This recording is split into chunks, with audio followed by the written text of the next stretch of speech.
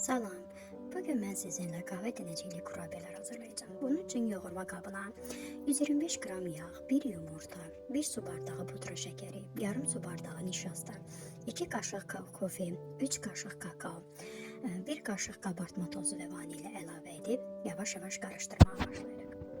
Unu isə 2 su bardağı unu isə yavaş-yavaş əlavə edirik. Kıvam alana kimi xəmiri yoğurmağa davam edirik.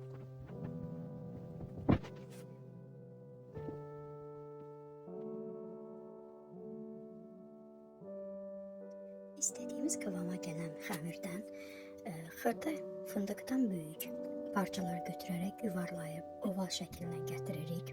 Üzərinə cizgilər çəkib yağlı kağılı sərilmiş tepsiyə düzürük.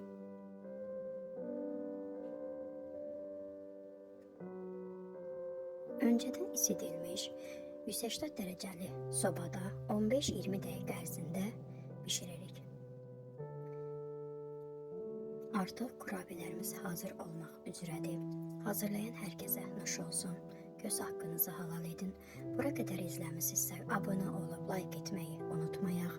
Kanalımızda daha hansı paylaşımlar görmək istəyirsinizsə rəy bölməsində bildirə bilərsiniz.